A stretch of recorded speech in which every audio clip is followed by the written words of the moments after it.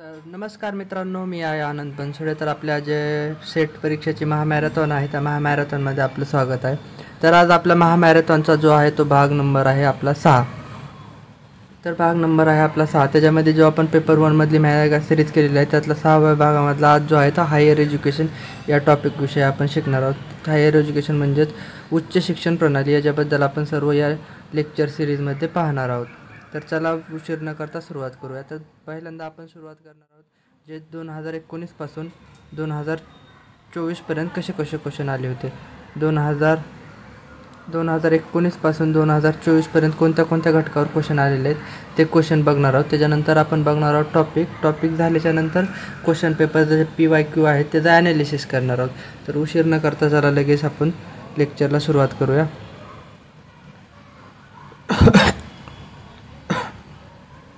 तर higher education म्हणजे त्याच्यावर आता 2024ला कुठले क्वेश्चन आले ते बघूया. तर 2024ला याच्यावरती क्वेश्चन आला. जो पहिला क्वेश्चन होता तो पर्यावरण शिक्षणावर पहिला क्वेश्चन आलेला आहे. जो दुसरा क्वेश्चन आलेला आहे 2024ला तो आलेला आहे भारतीय शिक्षण व्यवस्था. भारतीय शिक्षण व्यवस्थेमध्ये कोणते शिक्षण व्यवस्था आहे त्याचा कालानुक्रमे लावा म्हणून हा क्वेश्चन आला होता. त्याच्यामध्ये वैदिक काळ, बौद्ध काळ, मुस्लिम काळ, ब्रिटिश काळ आणि स्वातंत्र्य काळ हे जे आहेत तर कोणत्या काळानुसार कोणतं शिक्षण होतं त्याचा क्रम लावा म्हणून याच्यावरती क्वेश्चन आला होता.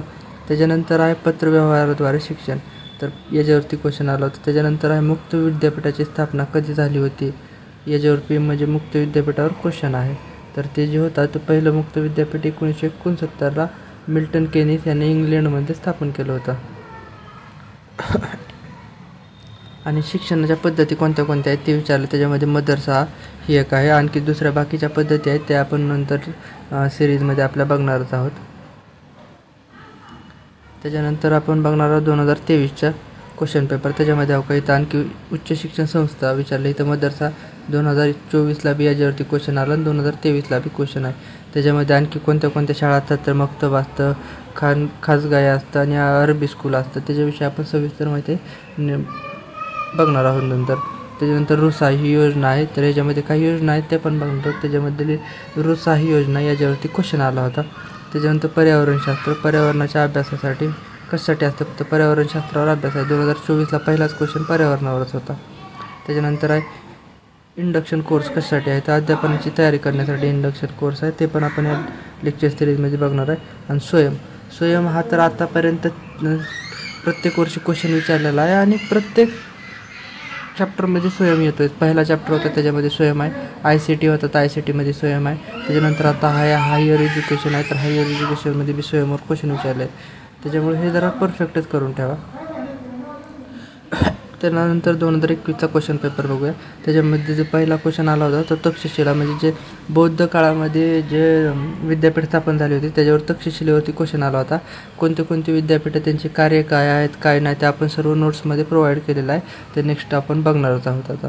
त्याच्यानंतर आयोग आहेत. शिक्षणासाठी कुठले आयोग आहेत राधाकृष्णन आयोग, भारतीय विद्यापीठ आयोग, सँडलर आयोग, कोठारी आयोग. तर विद्यापीठाचे जे आयोग आहेत ते स्वातंत्र्यापूर्वीचे आयोग आणि स्वातंत्र्यानंतरचे आयोग कोणत्या शिफारशी केल्या होत्या हे सर्व आपण या टॉपिकमध्ये पाहणारच आहोत. तर चला पुढे काय म्हणतो तर शिक्षण कोणतं आहे तर हे व्यावसायिक शिक्षण आहे. याच्यावरती क्वेश्चन आहे तर ते आपण पुढे पाहणार आहोत कुठल्या गोष्टी आहेत. शिक्षण मंत्रालयाचे रूपांतर कधी झालं होतं तर ते 1947ला शिक्षण मंत्रालय स्थापन झालं होतं. त्याचं रूपांतर 2020ला झालं आहे. याच्यामध्ये आणखी पुढे कोणते बदल झाले शिक्षण मंत्रालयात ते पण पाहणार आहोत. त्यानंतर वित्तपुरवठा, तर उच्च शिक्षणासाठी कोणत्या संस्था वित्तपुरवठा करतात तर DBT, DST आणि ICSSR या ज्या संस्था आहेत त्या कृषी शिक्षणासाठी वित्तपुरवठा करतात. हे आहेत 2020चे क्वेश्चन पेपर. 2020ला कशावर क्वेश्चन विचारला होता तर ही वसू पदवी आहे. जे बौद्ध काळामध्ये शिक्षण घेतले जाते त्याच्यामध्ये वसू पदवी प्राप्त करण्यासाठी किती अध्ययन पाहिजे तर 12 वर्ष पाहिजे. तर हे जे क्वेश्चन आहे तर बौद्ध शिक्षण संस्थेमधला. त्याच्यानंतर विद्यापीठ शिक्षणाचे आयोग. तर आयोगावर इथं बघा त्यांनी विचारलं होतं की कामाचे दिवस किती असले पाहिजे तर 180 दिवस असले पाहिजे अशी कुणी शिफारस केली होती तर विद्यापीठ शिक्षण आयोगानं केली होती. कधी केली होती ते 1948ला केली होती. त्यानंतर UGC म्हणजे युनिव्हर्सिटी ग्रँट कमिशनची कोणत्या शिक्षणामध्ये महत्त्वपूर्ण भूमिका आहे, तर ती उच्च शिक्षणात आहे.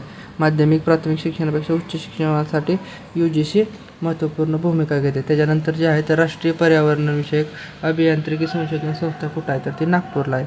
हे सर्व आपल्या नोट्समध्ये दिलेलं आहे, तर ते आपण पाहणारच आहोत. पण ह्याच्या आधी फक्त ओव्हरऑल बघतो की कुठल्या कुठल्या पॉईंटवर आपण क्वेश्चन विचारलेले आहेत आयोगानं, ते आपण फक्त सध्या पाहतो याच्यामध्ये.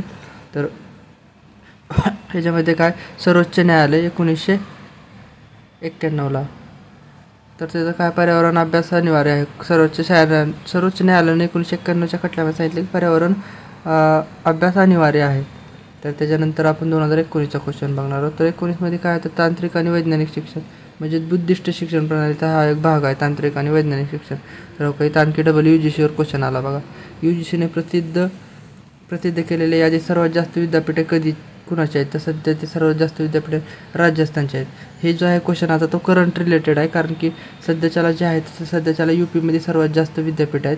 कोणते कोणते आहेत आणि किती आहेत, त्यांचा आकडा काय आहे ते आपण नोट्समध्ये दिलेला आहे, तो बघूया. पण सध्या कसं, हा जो क्वेश्चन आहे तो 2019चा क्वेश्चन आहे, म्हणजे त्या रिलेटेडनं विचारला होता. त्याच्यामुळं त्यावेळेस 2019ला सर्वात जास्त विद्यापीठे राजस्थानमध्येच होती, भारतामध्ये. तर इथं आणखी मूकचा फुल फॉर्म विचारलेला होता ह्याच्यामध्ये. तर हा मूक आणि जे मग पाहिले आपण स्वयं, याच्यावरती सलग क्वेश्चन दोन तीन टॉपिकमध्ये विचारले जात आहेत. त्याच्यामुळे याच्याकडे जरा लक्ष देणं महत्त्वाचंच आहे. त्याच्यानंतर काय, राज्य विद्यापीठांचे स्वरूप कसलं आहे, तर संलग्न स्वरूप आहे. तर ते पण पाहणार आहोत आपण. तर प्राचार्यांसाठी प्रशासकीय कोर्स कोणते आहेत प्राचार्यांसाठी, तर त्याच्यासाठी काही शिक्षण संस्था आहेत. त्याच्यामध्ये राष्ट्रीय शैक्षणिक नियोजन व प्रशासन विद्यापीठ हे प्राचार्याच्या प्रशिक्षणासाठी कोर्स उपलब्ध करून देते त्याच्यावर. तर याच्याविषयी आपण आपल्या नोट्समध्ये दिलेलं आहे, ते पाहणारच आहोत. तर चला आपण आता काय करूया, जो आपला नंबर 10वा चॅप्टर आहे, जो की हायर एज्युकेशन, त्यालाच उच्च शिक्षण प्रणाली म्हणतात. तर त्याला सुरुवात करतो आहे आता आपण. तर त्याच्यामध्ये कुठले कुठले शिक्षण पद्धती आहेत, काय काय आहे ते बघूया. तर उशीर न करता लगेच सुरुवात करू. आणि ज्याला कुणाला या नोट्स पाहिजे असतील तर डिस्क्रिप्शनमध्ये आपला लिंक दिलेला आहे, जो यूट्यूबचं जो आपलं कम्युनिटी आहे, तर त्या कम्युनिटीची लिंक दिलेली आहे. त्या प्लस आणखी त्याच्यामध्ये आपला जो मोबाईल नंबर आहे तो मोबाईल नंबर दिलेला आहे. हे लिंक पण जॉईन करा आणि मोबाईल नंबरवरती मेसेज करा की तुम्हाला कोणत्या टॉपिकच्या नोट्स पाहिजे आहेत ते, तर तुम्हाला भेटून जातील. कारण की ह्याच्या आधी आपण आता हा लास्ट चॅप्टर आहे, ह्याच्या आधीचे जरूर सेट जो पेपर 1 आहे, पेपर 1मधले जे काही टॉपिक आहेत ते सर्व आपण लेक्चर सिरीज घेतलेली आहे. त्या लेक्चर सिरीजमध्ये तुम्हाला सर्व डाटा भेटून जाईल. फक्त मला नंबरवर व्हॉट्सअप करा तुम्हाला कुठल्या पद्धतीच्या नोट्स पाहिजेत ते. तर चला आपण उशीर न करता लेक्चरला सुरुवात करूयात. तर काय म्हणतो आपण, उच्च शिक्षण प्रणाली, त्यालाच आपण हायर एज्युकेशन म्हणतो. तर ह्याच्यामध्ये पाहणार आहोत आपण भारतीय म्हणजे प्राचीन काळातील शिक्षण पद्धत. प्राचीन काळात कोणती होती, मध्ययुगीन काळात कोणती आहे आणि स्वातंत्र्यानंतर कोणती शिक्षण पद्धती आहेत ते पाहणार आहोत. तर त्या पहिल्यांदा आपण पाहणार आहोत प्राचीन काळातील शिक्षण पद्धत. त्याच्यामध्ये पहिली पद्धत आहे वैद्यकीय शिक्षण पद्धती. तर वैद्यकीय शिक्षण पद्धती कशी आहे ते पाहणार आहोत आपण. तर जे वैद्यकीय शिक्षण पद्धती आहे ती पहिल्यांदा कसं आश्रमात शिक्षण दिले जाते. म्हणजे वैद्यकीय शिक्षण पद्धती म्हणजे आत्ताच्यासारख्या शाळा नव्हत्या, तिथं पहिल्या शाळाच्या ऐवजी गुरुकुल असायचं, ज्याच्यामध्ये शिक्षण द्यायचं, त्याला आश्रमशाळा असंही म्हणतात. त्याच्यामध्ये नंतर पाहूया आपण, वैदिक काळात गुरुकुलात शिष्यास ऋग्वेद, यजुर्वेद, सामवेद आणि अर्थवेद याचे अध्ययन करावे लागत असे. म्हणजे जे प्राचीन काळातील मेन विषय होते ते हे 4 होते, ऋग्वेद, यजुर्वेद, सामवेद आणि अथर्ववेद. ह्याच्यामध्येच गुरुकुलामध्ये शिक्षण दिलं जायचं. त्याच्यानंतर याचे 2 प्रकार होते कशाचे, वैद्यकीय शिक्षण पद्धती. त्याच्यामध्ये पराविद्या आणि अपराविद्या असे 2 प्रकार आहेत, जे की आपण या 2 प्रकारामध्ये शिक्षण दिलं जायचं. त्याच्यानंतर आहे पूर्व वैदिक काळात स्त्रियांना शिक्षणाचा अधिकार होता. हो का, पूर्व वैदिक काळात म्हणजे वैदिक काळ चालू झाला त्याच्या पहिल्यांदा स्त्रियांना शिक्षणाचा अधिकार होता. नंतर त्यांना ब्रह्मवेदिनी असं म्हणतात. जे वैदिक काळामध्ये स्त्रिया होत्या ज्यांनी शिक्षण घेतले त्या कोणत्या स्त्रिया आहेत ते बघूयात आपण. तर याच्यामध्ये गार्गी, मैत्रीय, लोपामुद्रा, अपाला, ममता, होमाशा या ज्या स्त्रिया आहेत या स्त्रियांनी पूर्ववैदिक काळामध्ये शिक्षण घेतलं होतं, ज्यांचं की नाव अजून पण आपल्याला इतिहासामध्ये बघायला भेटतं. तर याच्यामध्ये नेक्स्ट पॉईंट आहे उपनयन संस्काराचे शिक्षणास प्रारंभ होत असे याच्यामध्ये कुठल्या उपनयन संस्काराच्या शिक्षणात प्रारंभ होता, कोणत्या काळात, तर वैदिक काळात. तर शिक्षण पूर्ण झाल्यानंतर समावर्तन समारंभ समावर्तन समारंभ म्हणजेच आता आजकाल आपण काय म्हणतो, जर आपलं ग्रॅज्युएशन पूर्ण झालं, कॉलेज लाईफ पूर्ण झाली, तर आपण काय घेतो, तर जी फेअरवेल पार्टी घेतो त्यालाच आपण आत्ताच्या भाषेत आपण फेअरवेल म्हणतो. पण त्याच वेळेस त्यांनी समावर्तन कार्यक्रम म्हणजे समारंभ घेत होते. तर त्याच्यानंतर बघूया आपण की गुरुकुल अध्ययन म्हणजे कोणतं गुरुकुलामध्ये कोणती पदवी, किती वर्ष शिक्षण घेतल्यानंतर कोणती पदवी भेटते ते बघूया. तर इथं काय म्हणते, गुरुकुलातील अध्ययन कालावधी म्हणजे किती वर्ष शिक्षण घेतल्यानंतर तुम्हाला कोणती पदवी मिळते हे बघणार आहोत. जर तुम्ही पूर्ववैदिक काळामध्ये जर 12 वर्ष शिक्षण घेत असताल तर तुम्हाला स्नातक म्हणजेच डिग्री भेटते तुम्हाला. त्याच्यानंतर काय 24 वर्षानंतर तुम्हाला कोणती पदवी भेटते, तर तुम्हाला 24 वर्ष जर तुम्ही रेग्युलर शिक्षण केलं तर तुम्हाला वसू ही पदवी भेटते. आणि जर तुम्ही 36 वर्ष गुरुकुलामध्ये शिक्षण घेत असाल तर तुम्हाला रुद्र ही पदवी भेटते. आणि जर तुम्ही 48 वर्ष म्हणजे एकाच गुरुकुलात किंवा दुसऱ्या गुरुकुलामध्ये 48 वर्षापर्यंत जर तुम्ही शिक्षण घेत असाल तर तुम्हाला आदित्य ही पदवी मिळते, जी की सर्वात जास्त म्हणजे कमी लोक घेतात, कारण की तो जो शिक्षणाचं वय आहे तो 48 वर्ष आहे.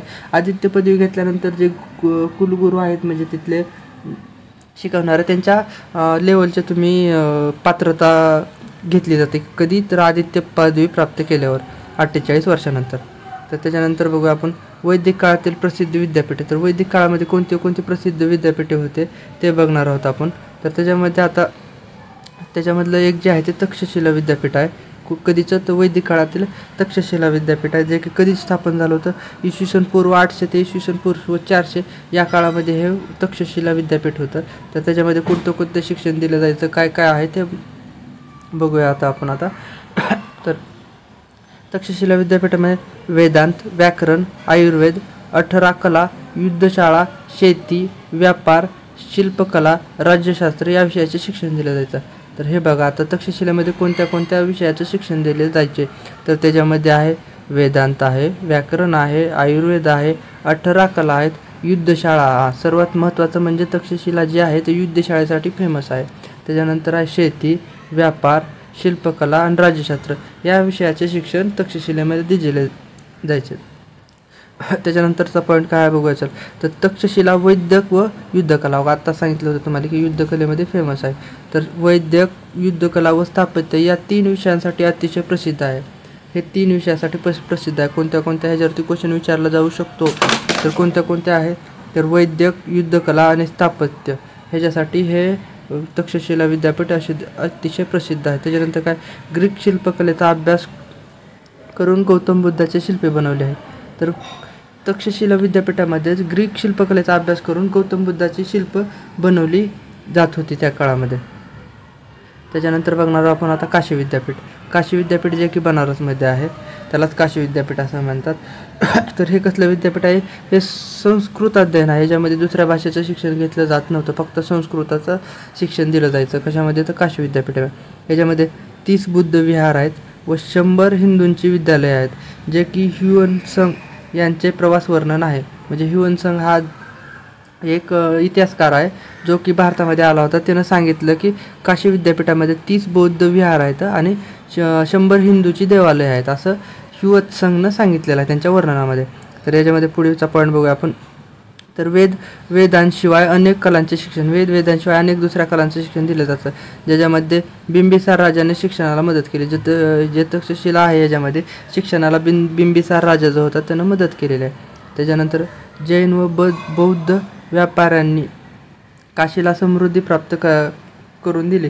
म्हणजे जे जैन आणि बौद्ध व्यापारी होते त्यांनी फंड दिला कशाला, तर काशी विद्यापीठाला, ज्याची समृद्धी करण्यासाठी. त्याच्यानंतर ॲनी बेझंट यांनी कॉलेज स्थापन केले, ज्याचे रूपांतर पंडित दमन मोहन मालवीय यांनी बनारस हिंदू विद्यापीठ असं केलं. ॲनी बेझंट यांनी एक कॉलेज स्थापन केलं होतं, ज्याचं नामकरण पंडित मदन मोहन मालवीय यांनी बनारस हिंदू विद्यापीठ असं नामकरण केलेलं आहे. तर याच्यावरती क्वेश्चन विचारला जाऊ शकतो की बनारस हिंदू विद्यापीठ हे कशाचं नामकरण आहे, तर ते जे आहे ते काशी विद्यापीठाचंच नामकरण आहे म्हणायचं. त्याच्यानंतरचा जो पॉईंट आहे त्याच्यानंतरचा आहे तो बौद्ध काळातील शिक्षण पद्धती. मग पहिला आपण वैदिक काळातील शिक्षण पद्धती, तर आता पाहणार आहोत बौद्ध काळातील शिक्षण पद्धती. तर बौद्ध काळाच्या शिक्षण पद्धतीमध्ये शिक्षणाचे स्वरूप कसं आहे ते पाहणार आहोत आपण. तर शिक्षणाचे स्वरूप जे आहे ते निर्वाण हा मुख्य हेतू आहे. निर्वाण हा मुख्य हेतू आहे. वयाच्या 8व्या वर्षी पक्बजा विधीने शिक्षणास सुरुवात केली जाते. जर तुम्हाला बौद्ध काळात शिक्षण घ्यायचं असेल तर तुम्ही वयाच्या 8व्या वर्षी शिक्षणाला सुरुवात करू शकता. ज्याचा की पक्वजा विधी आहे तो विधी घेऊनच शिक्षणाला तुम्ही सुरुवात करू शकता. त्याच्यानंतर आहे शिक्षणाचा कालावधी 12 वर्षाचा. 20व्या वर्षी आचार्य पदवी, म्हणजे शिक्षणाचा कालावधी जो आहे बौद्ध धर्मामध्ये तो किती वर्षाचा, तो 12 वर्षाचा आहे. आणि जर तुम्ही 20 वर्षापर्यंत जर तुम्ही शिक्षण कंटिन्यू करत असाल तर तुम्हाला कोणती आचार्य ही पदवी दिली जाते. कधी, ज्यावेळेस तुम्ही 20 वर्ष कंप्लीट करता त्यावेळेस आचार्य पदवी दिली जाते. तर वैदिक काळामध्ये आपण बघितलं की आदित्य 48 वर्षापर्यंत. त्याच्यानंतर वेगवेगळ्या जे होतात, जे 12 वर्ष जर तुम्ही वैदिक काळात केलं तर स्नातक पदवी होती. 24 वर्षापर्यंत केलं तर वसु पदवी होती.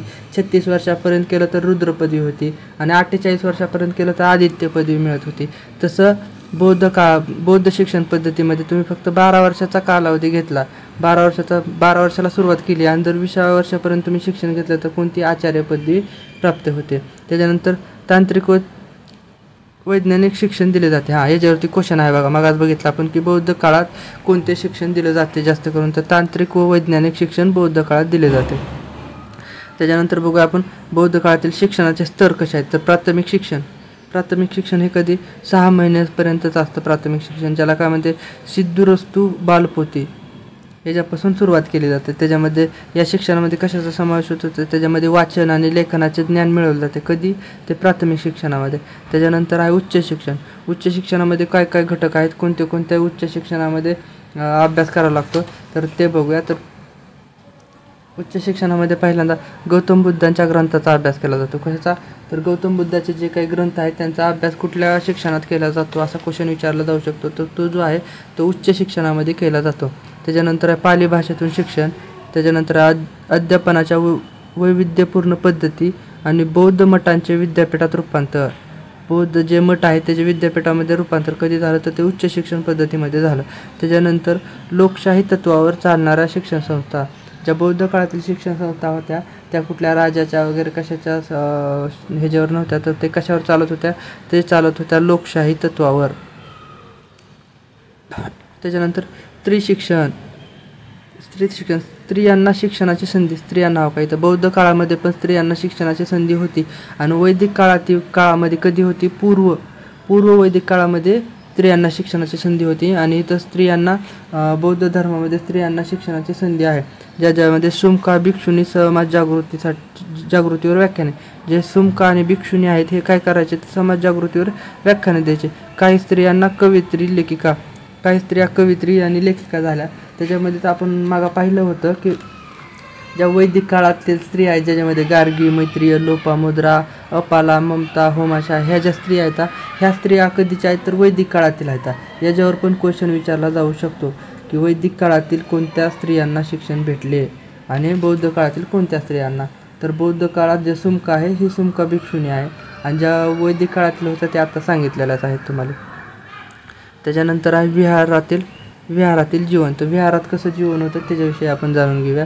तर काय, दिनचर्या, नैमित्य, व्रताबाबत कठोर नियम होते. म्हणजे जे विहारातले कठोर नियम होते, नियम तोडले तर शिक्षा व्हायची. त्याच्याबद्दल काय, चुकीबद्दल उपसद म्हणजे क्षमा मागणे. जर चुकी केली असेल तुम्ही तर चुकी जर केली तर तुम्हाला क्षमा मागावं लागायची. कुठं, तर जीवन म्हणजे विहारामध्ये.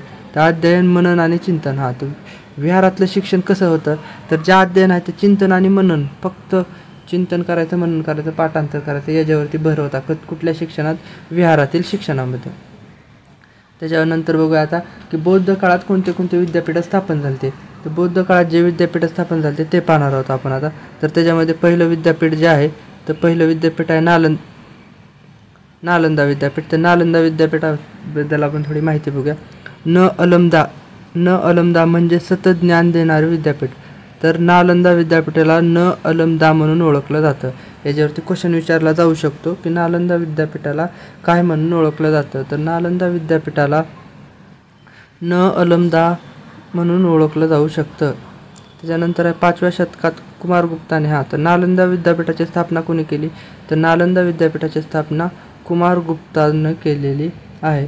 त्याच्यानंतर याच्यामध्ये काय, 10,000 भिक्षू शिक्षण घेऊ शकतात. बघा हे जे विद्यापीठ आहे नालंदा विद्यापीठ हे बिहारमध्ये आहे.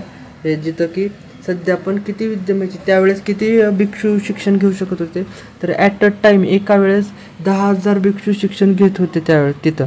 त्याच्यामध्ये त्यांना शिकवण्यासाठी किती, तर 10,000 विद्यार्थ्यांना शिकवण्यासाठी 1,500 शिक्षक मार्गदर्शन करत होते तिथं.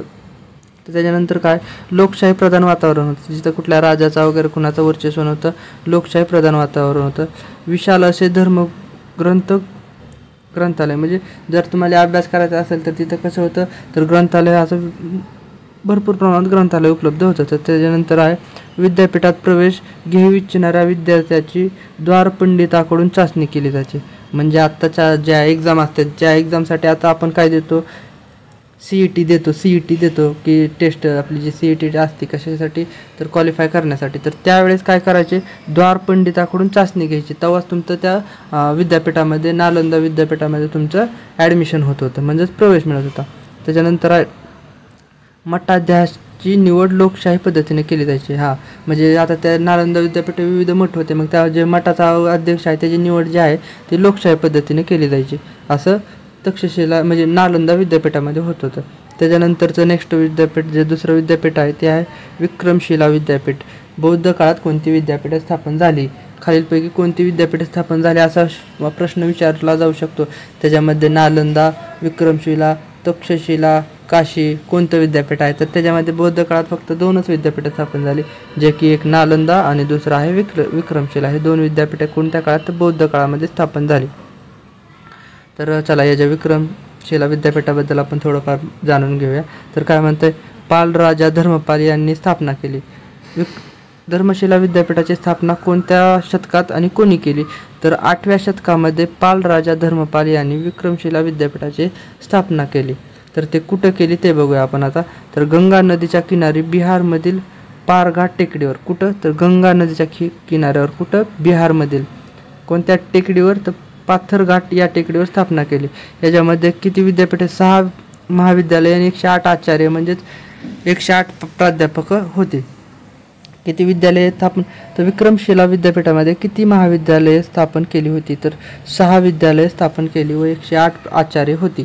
त्याच्यानंतर आहे तिबेटमध्ये बौद्ध धर्माचा प्रसार व प्रचार केला जातो.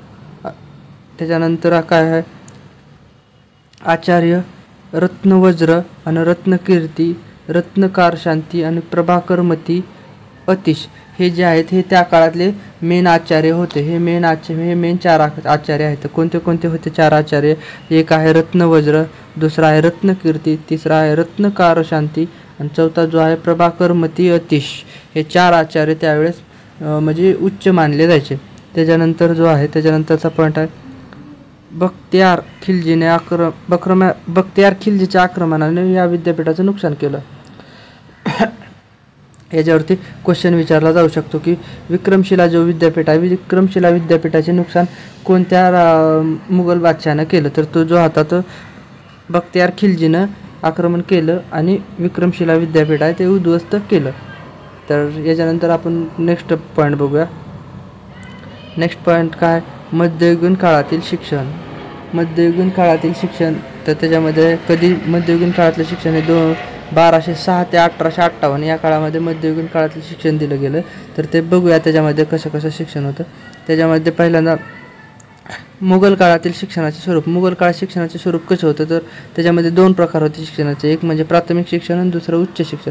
तर प्राथमिक शिक्षण देणाऱ्या संस्था कोणत्या आहेत, तर ह्या महत्त्वाच्या आहेत. तर हे बघा, मक्तब, खानगाहे, दरगाहे आणि कुराणाचे शिक्षण देणाऱ्या शाळा हे जे आहेत याच्यावरती क्वेश्चन आलेला होता आपल्या आयोगाने. याच्यावरती प्राथमिक, तर तिथं काय विचारलं, प्राथमिक शिक्षण देणाऱ्या संस्था खालीलपैकी कोणत्या असा क्वेश्चन विचारलेला होता. आणि उच्च शिक्षण देणाऱ्या खालीलपैकी संस्था कोणत्या, तर प्राथमिक शिक्षण देणाऱ्या संस्था ज्या आहेत त्या ज्या संस्था आहेत त्या फक्त आता बघून घ्या तुम्ही कोणत्या आहेत. तर मक्तब, खानगाहे, दरगाहे, कुराणाचे शिक्षण ह्या ज्या आहेत ह्या कोणत्या, तर ह्या ज्या आहेत ह्या प्राथमिक शिक्षण देणाऱ्या संस्था आहेत. आणि ज्या उच्च शिक्षण देणाऱ्या संस्था आहेत ज्यामध्ये फारसी शाळा, अरबी शाळा आणि मदरसा, या मदरसावर क्वेश्चन आलेला होता. या मदरसा, अरबी शाळा, फारसी शाळा हे जे आहेत हे कशाचे, तर हे उच्च शिक्षणाचे संस्था आहेत. त्याच्यानंतर बघणार आहोत आपण ब्रिटिश काळातील शिक्षणविषयक अहवाल. तर हे झालं आपलं मध्ययुगीन. त्याच्यानंतर आता ब्रिटिश काळात कोणते कोणते शिक्षणाचे अहवाल होते ते बघणार आहोत. त्याच्यामध्ये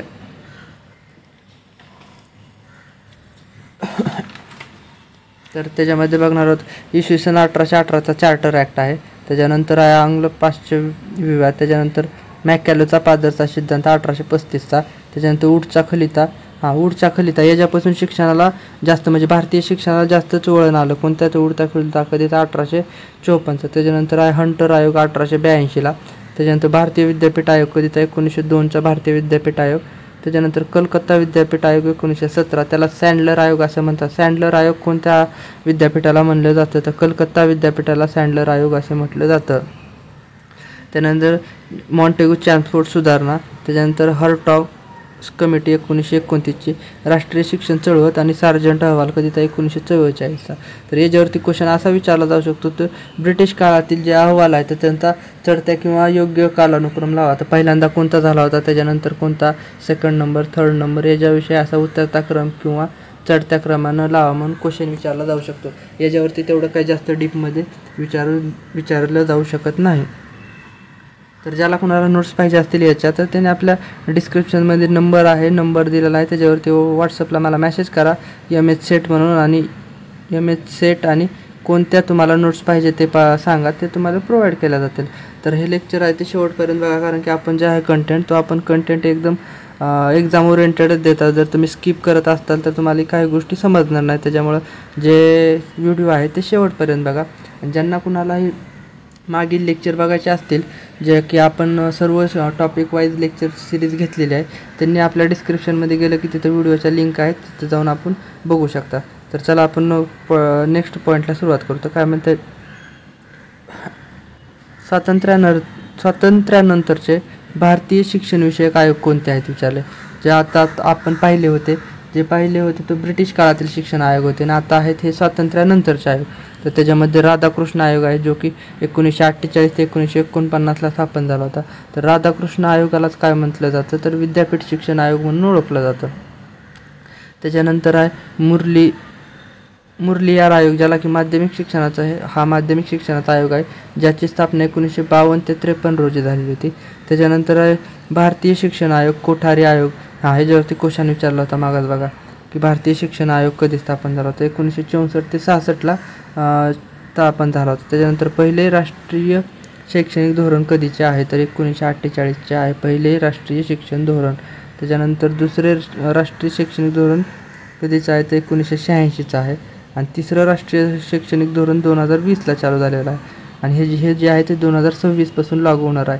कुठलं हे धोरण, राष्ट्रीय शैक्षणिक धोरण जे 2020ला चालू झालं होतं ते 2026ला लागू होणार आहे. म्हणजे 2026पासून जो विद्यापीठ शाळेचा माध्यमिक प्राथमिक शाळा आहे सर्वांचा जो सिलेबस आहे तो चेंज होणार आहे. ह्याच्यामध्ये प्राथमिक माध्यमिक आणि उच्च शिक्षण सर्वांचा सिलेबस चेंज होणार आहे. कधी 2026पासून. कुठल्या शिक्षण आयोगानुसार तो आहे राष्ट्रीय शैक्षणिक धोरण 2020नुसार.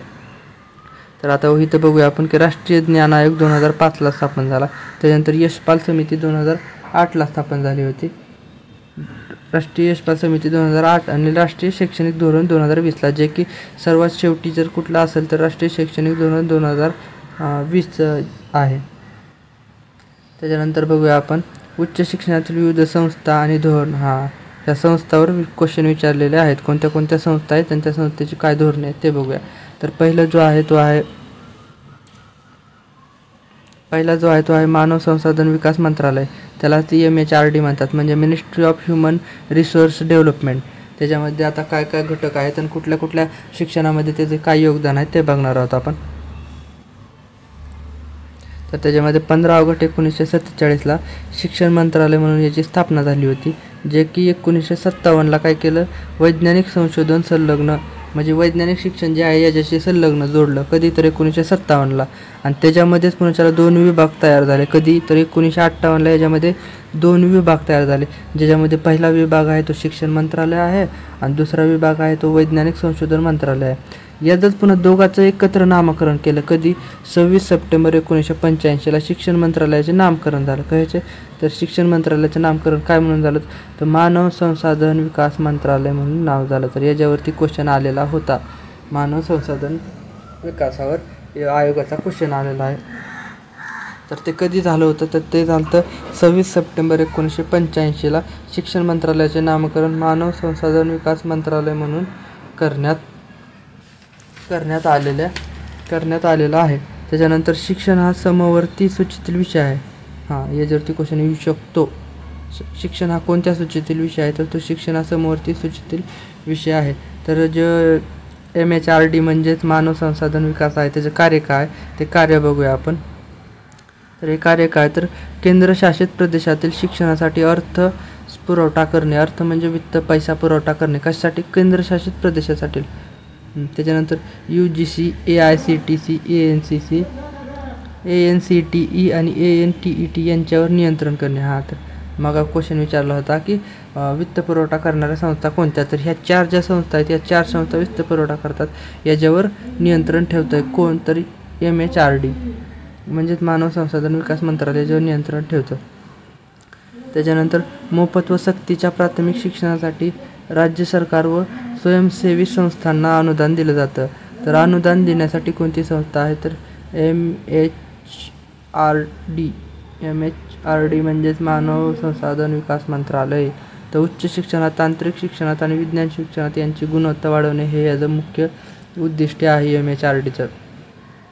त्याच्यानंतर बघणार आहोत दुसरी संस्था आहे जी भारतीय शिक्षण संस्था, ज्यालाच IIE म्हणतात, इंडियन इन्स्टिट्यूट ऑफ एज्युकेशन, जी की कुठं स्थापन आहे? पुण्यामध्ये स्थापन आहे IIE.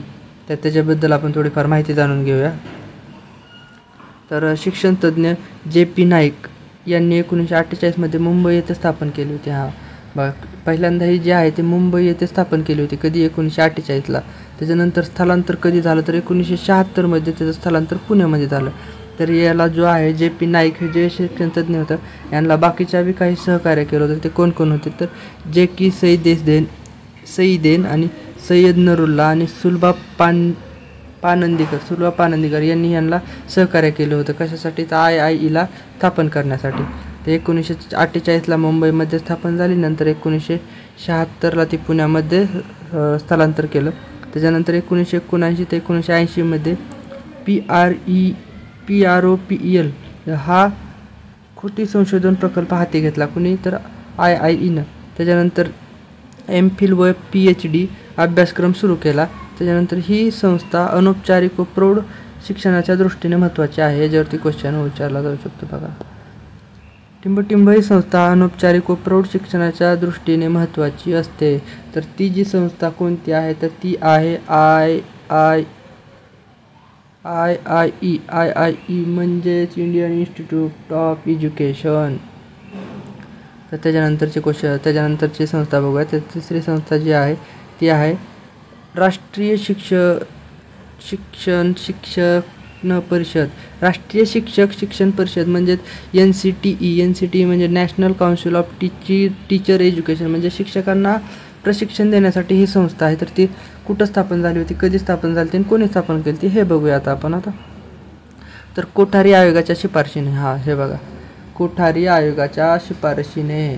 तर कोठारी आयोग कधीचा आहे तर कोठारी आयोग 1964चा आहे. 1964 ते 66 आहे. त्यालाच भारतीय शिक्षण आयोग असं म्हणतात कोठारी आयोगाला. याच्यावरती क्वेश्चन आलेला होता, मग तुम्हाला सांगितलं मी. तर शिफारशीने कधी स्थापन झाली? 21 मे 1973ला स्थापन झाली.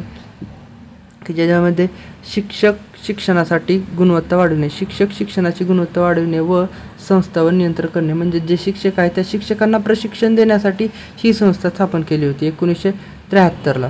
त्याच्यामध्ये 1986च्या राष्ट्रीय शैक्षणिक धोरणात NCTEला वैज्ञानिक स्वायत्तता देण्याची शिफारस केली होती. त्याच्यानंतर 1993ला अधिनियम काढला जो की 17 ऑगस्ट 1995ला वैज्ञानिक दर्जा प्राप्त झाला. ही जी संस्था आहे राष्ट्रीय शिक्षण परिषद, याला वैज्ञानिक दर्जा कधी प्राप्त झाला तर तो झाला 17 ऑगस्ट 1995ला वैज्ञानिक दर्जा प्राप्त झाला.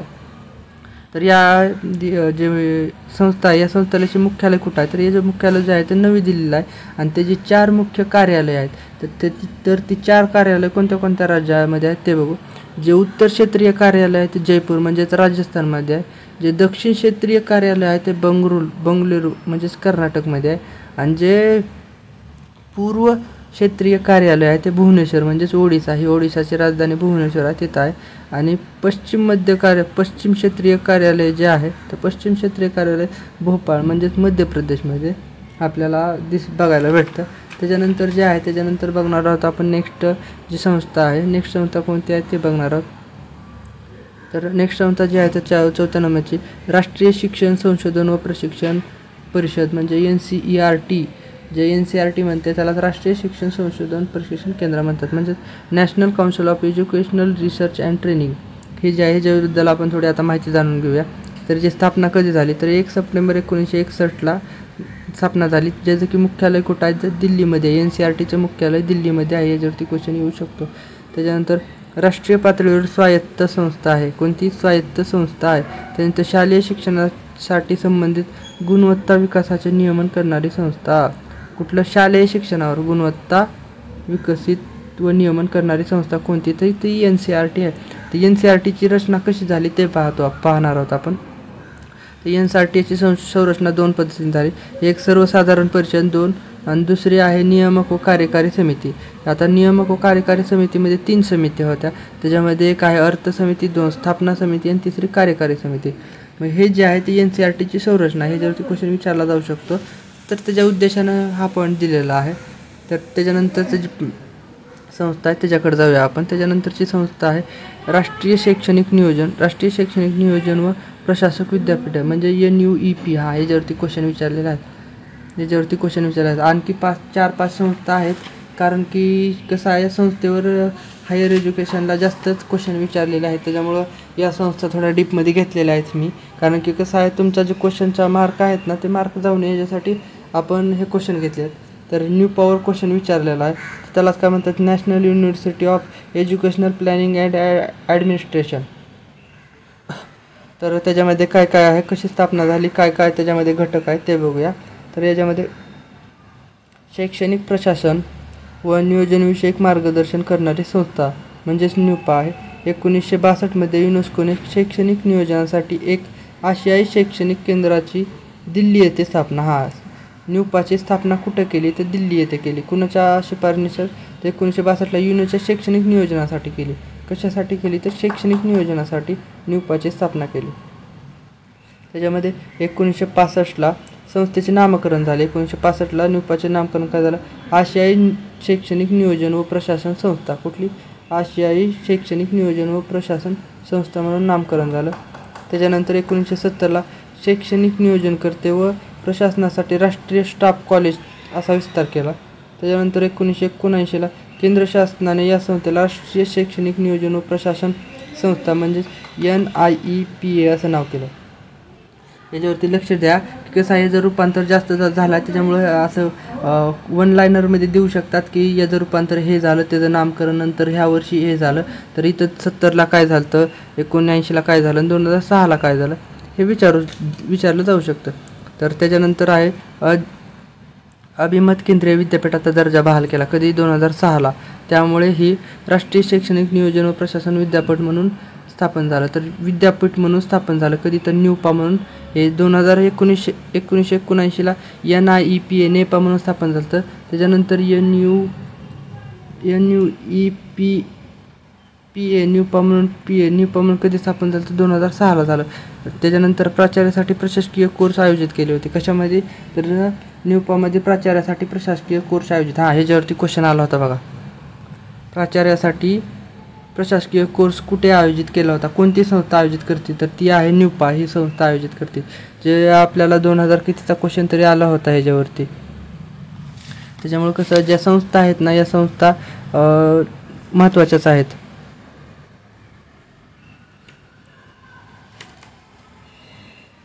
हे बघा, हे 2023ला याच्यावरती क्वेश्चन आलेला होता. त्याच्यामुळे कसं आहे, ह्या संस्था आहेत त्या महत्त्वाच्याच आहेत. त्याच्यामुळे लक्ष देऊन जरा हे करा. तर हे बघा काय, विद्यापीठ अनुदान आयोग म्हणजेच UGC, युनिव्हर्सिटी ग्रँट कमिशन. आता UGC बद्दल आपण थोडी माहिती बघूया. तर काय, विद्यापीठ शिक्षण आयोगाचे अध्यक्ष डॉक्टर राधाकृष्णन यांच्या शिफारशीनुसार 28 डिसेंबर 1953ला स्थापन झालं. तर UGCची स्थापना कुणाच्या शिफारशीनुसार? तर डॉक्टर राधाकृष्णन यांच्या शिफारशीनुसार 1953ला स्थापन झाली. म्हणजे कुणाच्या धर्तीवर झाली तर इंग्लंडमधील विद्यापीठ, इंग्लंडमध्ये एक विद्यापीठ होतं, त्या धर्तीवर आपल्या भारतामध्ये युनिव्हर्सिटी ग्रँड कमिशनची स्थापना झाली. कधी झाली ते 1953ला राधाकृष्ण आयोगाच्या शिफारशीनुसार. त्याच्यानंतर उच्च शिक्षणातील गुणवत्तेचे नियमन, विद्यापीठांच्या कार्यामध्ये सुसूत्रता आणणे हे या UGCचा मुख्य उद्देश होता. त्यानंतर UGCचे अधिकार आणि कार्य काय आहेत ते आपण बघून घेऊया. तर UGCला कार्य काय आहे तर उच्च शिक्षणात वृद्धी आणणे, उच्च शिक्षणाचा दर्जा निश्चित करणे, विद्यापीठ व महाविद्यालयांना अनुदान देणे ही मुख्य भूमिका आहे. UGCचं मेन काम जे आहे ते विद्यापीठ आणि महाविद्यालय जे आहेत त्यांना अनुदान देण्यासाठी UGCच्या मुख्य भूमिका, याच्यावरती क्वेश्चन आलेला होता. UGCची मुख्य भूमिका काय म्हणून याच्यावरती क्वेश्चन आला, जो की 2020चा क्वेश्चन आहे. त्याच्यानंतर केंद्र व राज्य सरकारला सल्ला देणे, उच्च शिक्षणातील अद्ययावत टिकवणे आणि नेट परीक्षेचे आयोजन. आता जे आपण सेट नेट बघतो ते सध्या जी महाराष्ट्रामधली सेट आहे ती सेट सावित्रीबाई फुले युनिव्हर्सिटीमध्ये घेतली जाते. पण जी नेट परीक्षा आहे ती नेट परीक्षा कुणा थ्रू घेतली जाते तर ती UGCनुसार घेतली जाते. त्याच्यानंतर UGCचे मुख्यालय कुठं आहे तर UGCचं मुख्यालय नवी दिल्लीला आहे. पण काही हे आहेत प्रादेशिक केंद्र आहेत. 6 प्रादेशिक केंद्र कुठं आहे तर ते बघूया. तर पुण्यामध्ये आहे. पुण्यामधलं पहिलं प्रादेशिक केंद्र म्हणजे जे आपलं फुले युनिव्हर्सिटी आहे, सावित्रीबाई फुले युनिव्हर्सिटी पुणे युनिव्हर्सिटी म्हणतात, तीच म्हणजे पुणेला. दुसरी हैदराबादला, तिसरी कोलकाता, चौथी भोपाळ, 5वी गुवाहाटी आणि 6वी जे आहे ते बंगलोरला. म्हणजेच हे UGCचे 6 प्रादेशिक केंद्र आहेत. तर हे 6 शहरामध्ये आहेत. तर त्याच्यानुसार UGCनं कोणते नियतकालिक प्रकाशित करते, ज्याच्या थ्रू जे युनिव्हर्सिटी वगैरे आहेत ना त्यांना नोटीस वगैरे दिली जाते. तर कोणते नियतकालिक आहेत ते बघूया. तर त्याच्यामध्ये university development in India, journal of higher education आणि UGC न्यूजलेट आणि बुलेटिन ऑफ हायर एज्युकेशन हे जे 4 नियतकालिक आहेत ना, हे 4 नियतकालिक UGC प्रकाशित करते. याच्यावरती क्वेश्चन विचारला जाऊ शकतो की खालीलपैकी कुठली नियतकालिके UGCने म्हणजेच युनिव्हर्सिटी ग्रँड कमिशनने प्रकाशित केलेले आहेत आणि एखादं चुकीचं ऑप्शन दिलं जाऊ शकतं. तर UGCकडून दूरदर्शनवर कंट्री वाईड क्लासरूम हा उच्च शिक्षणविषयक कार्यक्रम सुरू झाला. याच्यावरती क्वेश्चन आहे. UGCकडून कोणता कार्यक्रम सुरू झाला तर कंट्री वाईड क्लासरूम हा UGCकडून कार्यक्रम सुरू करण्यात आला होता. तर काही ह्याच्यावर बी क्वेश्चन आहे. रुसाचा 2023चा क्वेश्चन आहे. रुसावरती राष्ट्रीय उच्चार शिक्षा अभियान म्हणजे राष्ट्रीय उच्चार शिक्षा अभियान याच्यावरती क्वेश्चन आहे. तर ते कधी सुरुवात झाला होता ते बघूयात आपण. तर 3 ऑक्टोबर 2013ला याची सुरुवात झाली होती, जे की 12व्या आणि 13व्या पंचवार्षिक योजनेमध्ये सुरू झाली होती. याच्यामध्ये विविध राज्यातील विद्यापीठ, उच्च शिक्षण संस्था व महाविद्यालय यांमधील उच्च शिक्षणविषयक सुधारणांना गती मिळवण्यासाठी रुसाची वैशिष्ट्ये आहेत.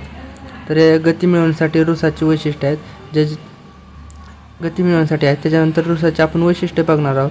तर कोणते रुसाची वैशिष्ट्ये आहेत ते तर त्याच्यामध्ये आगामी 5 वर्षात 80 नवीन राज्यस्तरीय विद्यापीठांची स्थापना करण्यासाठी प्रयत्नशील, म्हणजे 5 वर्षामध्ये नवीन 80 विद्यापीठ स्थापन करायचे आहेत. त्याच्यानंतर विद्यापीठांतर्गत महाविद्यालयाची संख्या 200पर्यंत आणणे.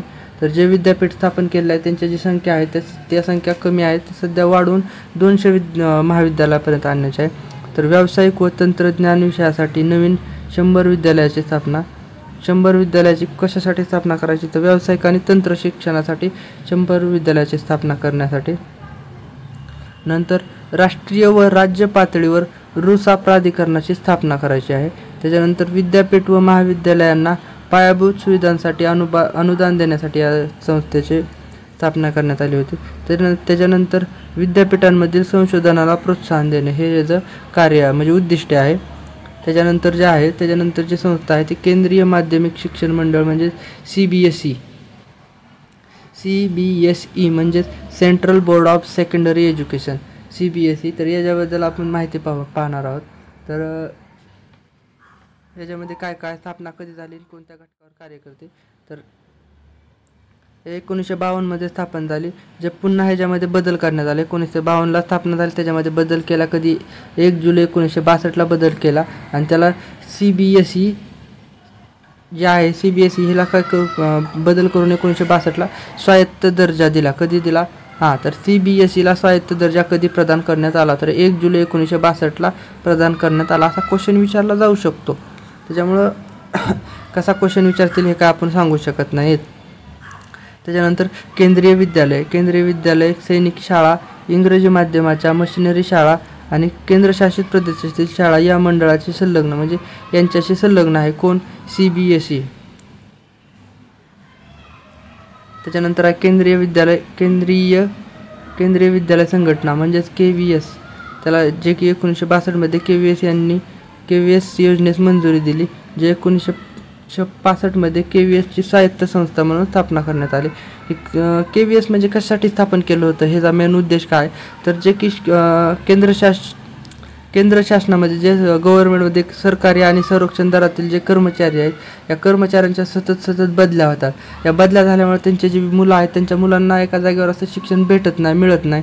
त्याच्यामुळे त्यांच्या मुलांच्या शिक्षणासाठी जी आहे ती KVS या संघटनेची स्थापना केली होती.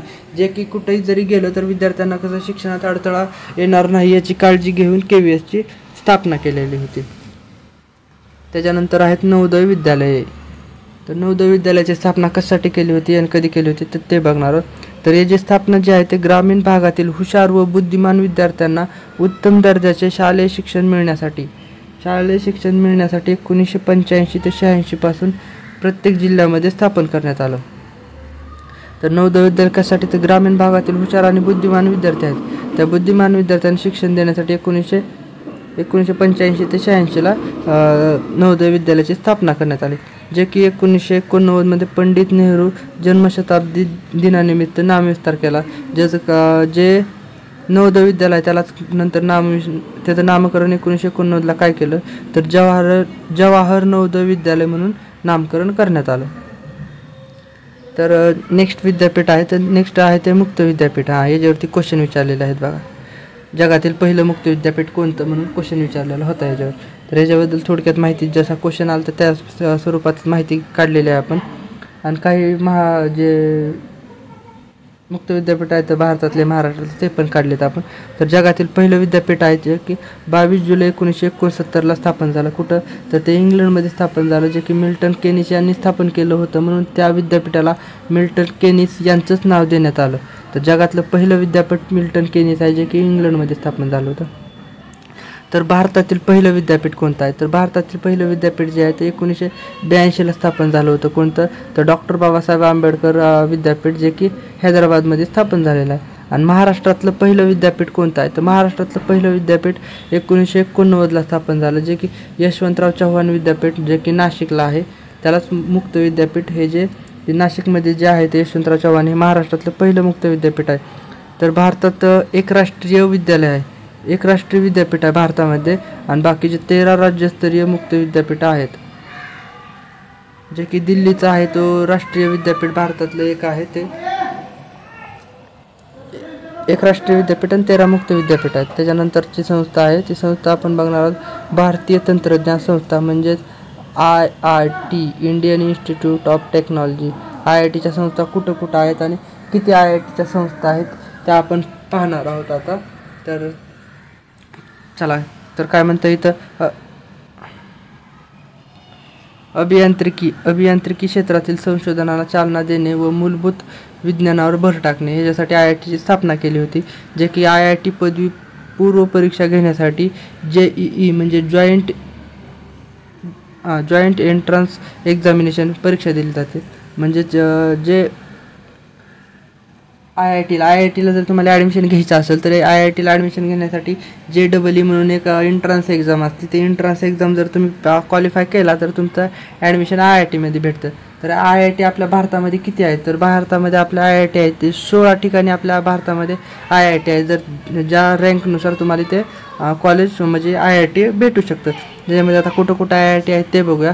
तर त्याच्यामध्ये खरगपूर, मुंबई, चेन्नई, दिल्ली, कानपूर, रुड़की, गुवाहाटी, हैदराबाद, जोधपूर, भुवनेश्वर, गांधीनगर, रोपड, पटना, इंदोर, मंडी आणि वाराणसी ह्या ज्या आहेत ह्या 16 IIT आहेत ज्या की भारतामध्ये या 16 IIT स्थापन झालेल्या आहेत. तर आता इथं आपले जे आहेत 12 संस्था, त्या आपल्या 12 संस्था संपलेल्या आहेत. ज्याला कुणीला PDF नोट्स पाहिजे असतील त्यांनी आपल्याला डिस्क्रिप्शनमध्ये नंबर आहे, त्यांनी नंबरवरती फक्त मेसेज करून द्या कोणत्या MS सेट आणि कुठल्या टॉपिकच्या नोट्स पाहिजेत ते, तर तुम्हाला ते नोट्स प्रोव्हाइड केले जातील. इथं आपलं जे आहे ते लेक्चर सिरीज आपली इथं हायर एज्युकेशन संपलेली आहे. त्याच्यानंतर आपण घेणार आहोत क्वेश्चन पेपर. जर ज्याला कोणाला व्हिडिओ आवडला असेल तर त्यांनी आपल्या मित्रांना जे सेट परीक्षा करतात त्यांना पाठवून द्या. आणि जर व्हिडिओला आवडला असेल आपला तर कमेंटमध्ये सांगा की व्हिडिओ मस्त आहे, कसा आहे, आवडला नाही आवडला. आणि आपल्या चॅनलला सबस्क्राईब करून घ्या. थँक्यू एवढं व्हिडिओ बघितल्याबद्दल. तर चला आता आपण पुढे पाहणार आहोत 2019 पासून 2024 पर्यंतचे क्वेश्चन पेपर.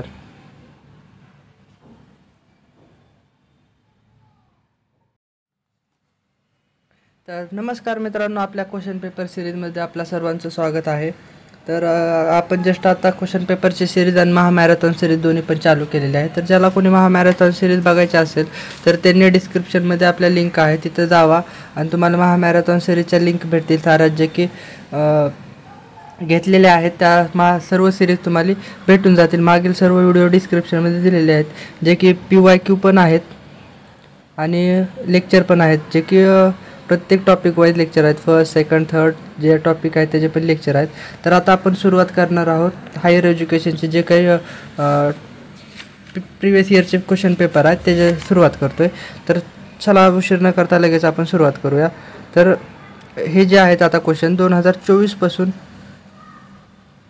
2019 पर्यंत आयोगाने कसे क्वेश्चन विचारलेले आहेत ते क्वेश्चन आपण प्रिवियस इयरचे आहेत ते पाहतोय आता. तर उशीर न करता लगेच चला सुरुवात करूया. तर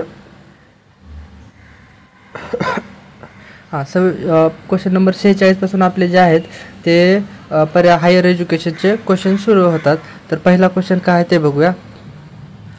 तर पहिलाच क्वेश्चन आहे, पर्यावरण शिक्षण हे फक्त जाणीव जागृती व ज्ञान नव्हे तर यामध्ये टिंबटिंबचा विकासीय अभिप्रेत आहे.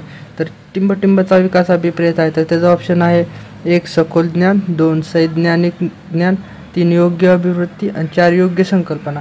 तर याचं जे योग्य उत्तर आहे ते योग्य उत्तर जे आहे ते पर्याय क्रमांक C म्हणजेच योग्य अभिवृद्धी हे पर्यावरणाचं जाणीव जागृती करण्यासाठीचं ज्ञान आहे. त्याच्यानंतरचा नेक्स्ट क्वेश्चन बघूया. तर नेक्स्ट क्वेश्चन आहे, भारतीय शिक्षण व्यवस्थेचे सामान्यतः खालीलपैकी टिंबटिंब विभाग केले आहेत. तर भारतीय शिक्षण संस्थेचे कोणते विभाग आहेत हे विभाग जे आहेत ते काळानुसार आहेत. तर पहिल्यांदा कोणता शिक्षण विभाग होता, नंतर कोणता होता, नंतर त्याच्यानंतर कोणता आणि साऱ्यात शेवटी कोणता शिक्षण काळ होता. तर याच्यावरती क्वेश्चन विचारलेला. त्याच्यामुळे कसं आहे जे विभाग आहेत ते तुम्हाला माहीतच असले पाहिजेत.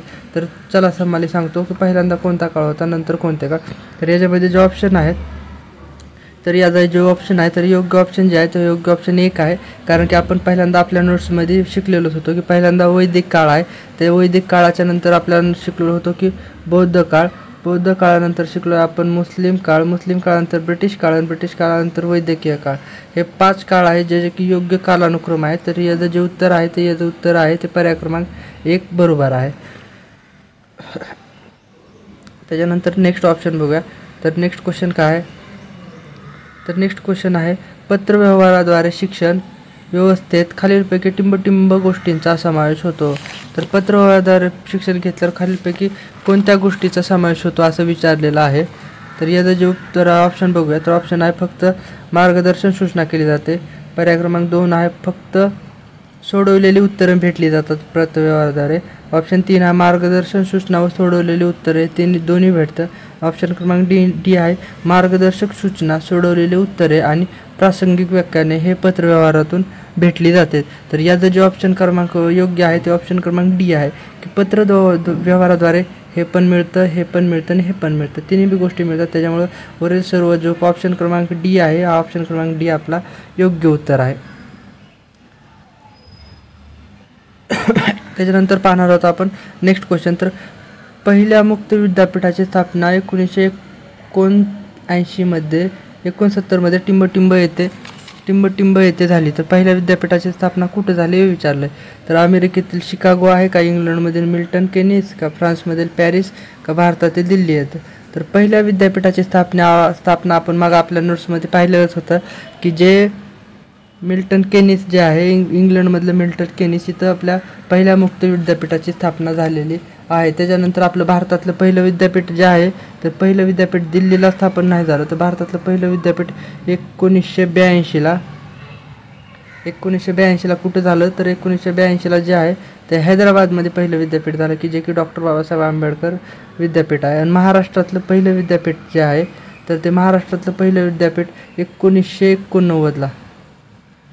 1989ला नाशिक येथे स्थापन झालं, जे की यशवंतराव चव्हाण मुक्त विद्यापीठ म्हणून ओळखलं जातं. तर याचं जे उत्तर आहे तर याचं उत्तर पर्याय क्रमांक बी योग्य आहे. त्याच्यानंतरचा आहे क्वेश्चन की मुस्लिम शिक्षण पद्धतीनुसार मदरसा हे टिंबटिंब केंद्र समजले जातं. तर इथे विचारले मदरसा कोणतं शिक्षण केंद्र आहे. तर ह्याचं जे योग्य उत्तर आहे ते याचं योग्य उत्तर जे आहे ते बघूया आता. तर प्राथमिक शिक्षण, माध्यमिक शिक्षण, उच्च शिक्षण आणि तांत्रिक शिक्षण.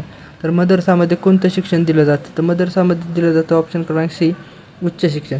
तर ह्याच्याबद्दल आपण पाहिलं होतं की मुस्लिम संस्थेमध्ये 2 शिक्षण मोठ्या प्रमाणात दिलं जातं. एक म्हणजे प्राथमिक शिक्षण आणि 2 म्हणजे उच्च शिक्षण. तर प्राथमिक शिक्षणामध्ये कुठल्या तर कुराण शाळा, खानगाहे आणि मक्तब हे 3 जे आहेत, कुराण शाळा, खानगाहे आणि मक्तब हे 3 जे आहेत ते प्राथमिक शिक्षणामध्ये दिलं जातं. आणि उच्च शिक्षणामध्ये अरबी शाळा, फारसी शाळा आणि मदरसा हे जे शिक्षण आहे हे उच्च शिक्षणामध्ये दिलं जातं. तर नेक्स्ट क्वेश्चन बघूया. तर नेक्स्ट क्वेश्चन आपला चालू होतो इथून. हे जे आहे ते 2023चा क्वेश्चन पेपर आहे. 2023ला क्वेश्चन आलेले ते आपण आता सॉल्व्ह करतोय. तर इथं काय म्हणतंय, मोगल काळामध्ये उच्च शिक्षण संस्था टिंबटिंब या नावाने ओळखल्या जातात. तर कुठल्या मोगल काळात तर मुस्लिम काळामध्ये उच्च शिक्षण संस्था. जस्ट आत्ताच आपण 2024चा लास्टचा क्वेश्चन बघितलेला आपण त्याच्या रिलेटेडच आहे हा बी क्वेश्चन. उच्च शिक्षण संस्था टिंबटिंब या नावाने ओळखल्या जातात. तर आताच बघितलं का आपण की उच्च शिक्षण संस्था जी आहे ती कुठल्या नावाने ओळखली जाते, जे की मदरसा या नावाने उच्च शिक्षण ओळखलं जाते. आणि मक्तब, खानगाही, अरबी स्कूल हे जे आहेत हे प्राथमिक शिक्षण म्हणजेच माध्यमिक शिक्षण प्राथमिक शिक्षणामध्ये ओळखले जातात. त्याच्यामुळे हे जे उत्तर आहे ते ऑप्शन क्रमांक बी मदरसा योग्य आहे. काही तर योजना विचारल्या आहेत. आपण 10 योजना घेतलेल्या आहेत आपल्या नोट्समध्ये.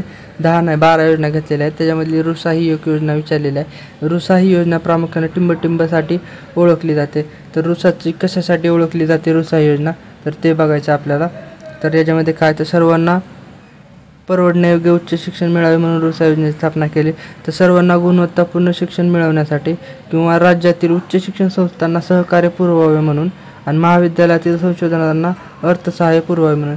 तर याचं जे उत्तर आहे ते जे आहे ते योग्य पर्याय क्रमांक सी आहे. म्हणजेच राज्यातील उच्च शिक्षण संस्थांना अर्थसहाय्य पुरवण्यासाठी रुसाची स्थापना झालेली आहे. हे आपल्या नोट्समध्ये पॉईंट आहे. ज्याला कुणाला नोट्स पाहिजे असतील त्यांनी आपल्याला काय करा, त्यांनी आपल्याला व्हॉट्सअप नंबर दिलेला आहे किंवा म्हणजे व्हॉट्सअपची लिंक दिलेली आहे. तिथं जाऊन तुम्ही MS सेट मेसेज करा. तुम्हाला ज्या कोणत्या टॉपिकच्या PDF पाहिजे असतील त्या टॉपिकच्या PDF तुम्हाला व्हॉट्सअपला भेटून जातील. तर चला सुरुवात करूया पुढच्या क्वेश्चनला. तर पुढचा क्वेश्चन काय आहे तर पुढचा क्वेश्चन आहे विविध जीवांची त्यांच्या ह्याचा आहे. तर काय म्हणतात, विविध जीवांची त्यांच्या पर्यावरणाशी असणाऱ्या संबंधाचा अभ्यास करणाऱ्या शास्त्रात काय म्हणतात. तर त्यांचं जे पर्यावरणाचा अभ्यास करतो ते शास्त्र कोणतं आहे तर त्याच्यामध्ये पहिलं आहे मानसशास्त्र जो मानवांचा अभ्यास करतो, अर्थशास्त्र जो की देवाणघेवाणीचा हे करतो, आणि पर्यावरणशास्त्र आणि भूशास्त्र. तर याचं सोपं सरळ उत्तर आहे पर्याय क्रमांक सी पर्यावरणशास्त्र. याचा कुठलं जास्त लॉजिक लावायची गरज पण नाही. तर त्याच्यानंतर क्वेश्चन नंबर 49 2023चा. तर UGCने उच्च शिक्षणातील शिक्षकांसाठी इंडक्शन कोर्स सुचवले आहेत. कोणता इंडक्शन कोर्स सुचवलेला आहे ते विचारलं. तर 2023ला क्वेश्चन विचारलं. त्याच्यामध्ये आपल्या जे नोट्स आहेत त्या नोट्समध्ये आपण दिलेलंच आहे की कोणता इंडक्शन कोर्स कशासाठी हे केला आहे. तर त्याच्यामध्ये ऑप्शन 1 आहे अध्ययन समृद्धी करण्यासाठी, अध्यापनाची तयारी करण्यासाठी, ज्ञानाला उन्हाळा देण्यासाठी आणि वृत्ती विकास करण्यासाठी. तर याचं ऑप्शन जे आहे ते ऑप्शन क्रमांक बी, अध्यापनाची तयारी करण्यासाठी इंडक्शन कोर्स दिलेला आहे. तर 49 ऑप्शन क्रमांक बी योग्य आहे. त्याच्यानंतर आहे स्वयंवर क्वेश्चन जास्तीत जास्त विचारले जात आहे. स्वयं आणि मूक याच्यात पण मूकवर आहे. पेपर क्रमांक 1 पण क्वेश्चन, पेपर क्रमांक जो 1 मधला चॅप्टर 1 आहे त्याच्यात बी क्वेश्चन आहे. आणि जो 8 ITC आहे, ICT आहे त्याच्यामध्ये बी स्वयंवर आहे. आणि हा क्वेश्चन नंबर चॅप्टर नंबर 10 आहे त्याच्यामध्ये बी स्वयं, म्हणजे 3 चॅप्टरमध्ये स्वयंवर क्वेश्चन आहेत. दरवर्षी विचारले जात आहेत स्वयंला क्वेश्चन. त्याच्यामुळे ही स्वयं जी संस्था आहे ती तुम्ही अभ्यास करून घ्या. जो आपला चॅप्टर 1 आहे त्या नोट्समध्ये स्वयं क्वेश्चन स्वयंवर एकदम डिटेलमध्ये दिलेली आहे माहिती. तर इथं काय विचारतं आहे, स्वयं हा उपक्रम टिंब विकसित केला आहे. तो तांत्रिक विकासासाठी केलेला आहे का, मानवी विषयांसाठी का, व्यवस्थापन विषयासाठी का, वरील सर्व विषयासाठी. तर याचं जे उत्तर योग्य आहे ते वरील योग्य, म्हणजे याचं जे उत्तर आहे ते वरील पैसे सर्व. स्वयं ही तांत्रिक विषयासाठी पण आहे, मानवी विषयासाठी पण आहे आणि व्यवस्थापन विषयासाठी पण आहे. तर याचं उत्तर ऑप्शन क्रमांक डी आहे, जे की योग्य आहे. त्याच्यानंतर बघणार आहोत आपण आता हे जे आहे ते 2021चा क्वेश्चन पेपर आहे. तर 2021ला आयोगाने कसे क्वेश्चन विचारलेले होते ते पाहणार आहोत आपण. तर उशीर न करता लगेच आपण क्वेश्चनला सुरुवात करूया. तर काय म्हणते, सामाजिक व आर्थिक विकासासाठी युनायटेड नेशननं शाश्वत विकासाची ध्येय, हे जे आहे शाश्वत विकासाची ध्येय हे जे आहे तो पर्यावरणाचा क्वेश्चन आहे, जो की 17 ध्येय आहेत. तर आपण हायर एज्युकेशनचा बघतोय, तर इथून क्वेश्चन आपल्या हायर एज्युकेशनचे चालू होतात. तर त्याच्यामध्ये क्वेश्चन काय म्हणत आहे, खालीलपैकी कोणते विद्यापीठ वैद्यकीय कालखंडामध्ये लष्करी शिक्षणाचे केंद्र आहे.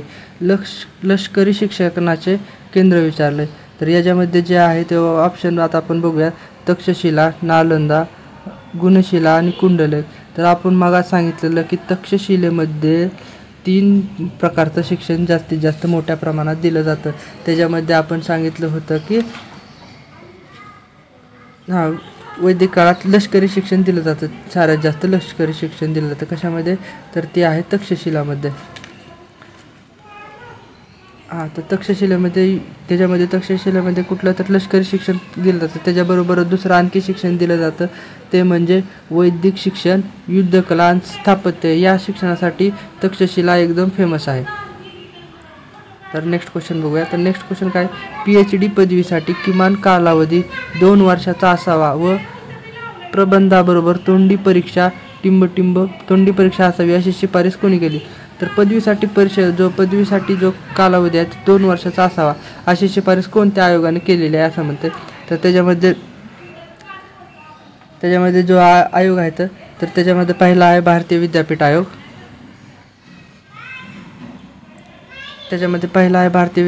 दुसरा आहे सँडलर आयोग, तिसरा आहे राधाकृष्ण आयोग आणि चौथा आहे कोठारी आयोग. तर हे जी शिफारस केली होती राधाकृष्णन आयोगानं याची शिफारस केलेली आहे. तर याच्याबद्दल तुम्हाला थोडीफार माहिती सांगतो. तर भारतीय विद्यापीठ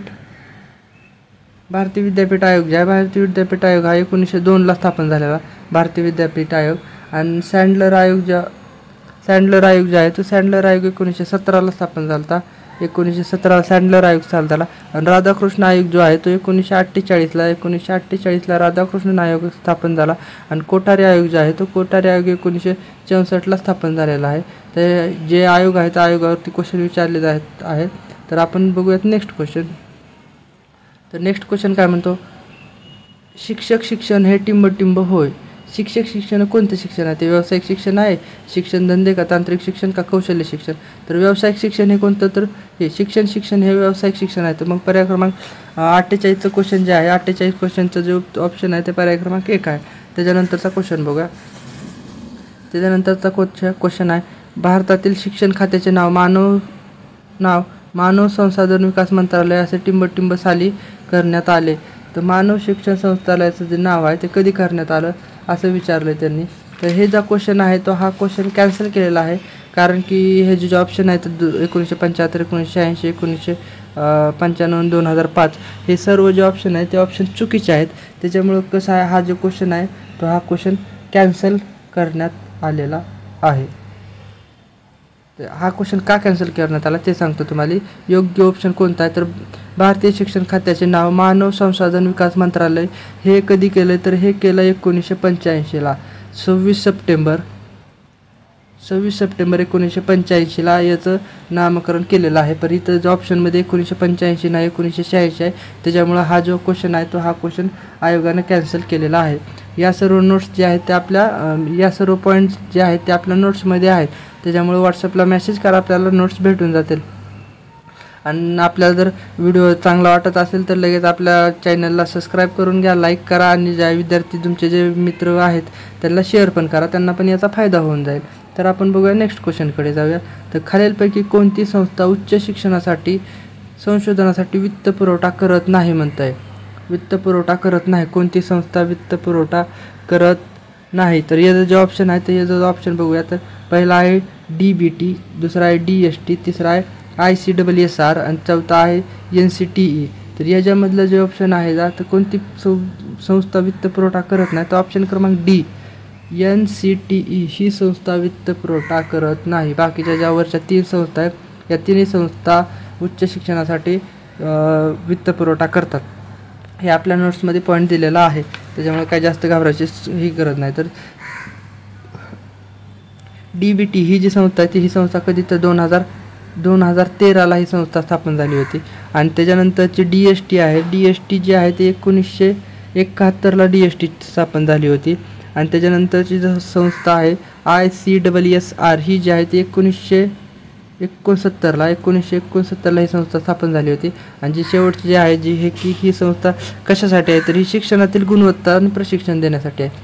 NCTE ही संस्था वित्तपुरवठा करत नाही, तर या संस्थेचं जे कार्य आहे तर शिक्षणासाठी गुणवत्ता आणि प्रशिक्षण देण्यासाठी ही संस्था स्थापन झाली. तर ही संस्था कधी स्थापन झाली तर ही संस्था झाली 1973ला स्थापन झालेली आहे ही संस्था. तर चला आपण बघूया नेक्स्ट क्वेश्चन. तर हा जे आहे ते 2020चा क्वेश्चन पेपर आहे. 20ला आयोगाने कसे क्वेश्चन विचारलेले ते बघूयात आपण. तर चला इथून आपले क्वेश्चन चालू होतात. तर इथं काय म्हणतं आपला पहिलाच क्वेश्चन आहे.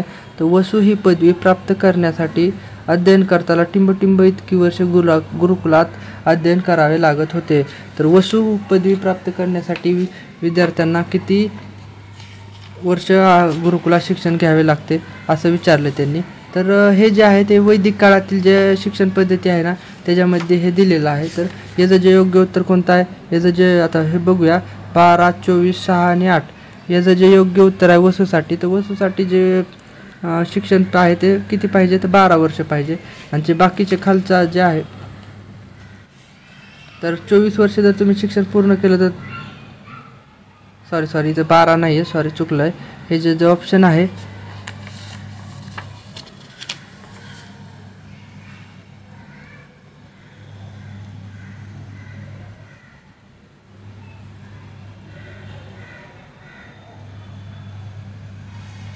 ना बरोबर आहे. वसू पदवी प्राप्त करण्यासाठी 12 वर्ष शिक्षण महत्त्वाचं आहे. त्याच्यानंतर 24 वर्षाचं शिक्षण जर तुम्ही प्राप्त केलं तर तुम्हाला स्नातक पदवी प्राप्त होते. त्याच्यानंतर 36 वर्ष जर तुम्ही शिक्षण प्राप्त केलं तर 36 वर्षानंतर रुद्रज पदवी प्राप्त होते. आणि जर तुम्ही 48 वर्ष शिक्षण प्राप्त केलं तर 48 वर्षानंतर आदित्य ही शिक्षण पदवी प्राप्त होते. हे फक्त कुठले तर वैदिक काळातील शिक्षण पद्धतीमध्ये आहे. तर बौद्ध काळामध्ये शिक्षण पद्धतीमध्ये वेगळ्या पदव्या दिल्या जाते आणि वेगळं त्यांचा क्रायटेरिया आहे. त्याच्यानंतर बघूया आपण विद्यापीठ शिक्षण आयोगाने 1948 विद्यापीठ शिक्षण आयोगाने विद्यापीठे व महाविद्यालयामध्ये परीक्षा कालावधी सोडून टिंब इतके कामाचे दिवस असावेत अशी शिफारस केली. तर अशी शिफारस कोणी केली होती तर विद्यापीठ आयोगाने शिफारस केली. तर किती कामाचे दिवस असावे, 180 असावे का 200 असावे का 220 का 240. तर 180 हे कामाचे दिवस असावे असे विद्यापीठ शिक्षण आयोगानं शिफारस केली होती. आणि सध्या कामाचे दिवस किती आहेत तर 180 कामाचे दिवस आहेत. तर आता आपण बघूया नेक्स्ट क्वेश्चन.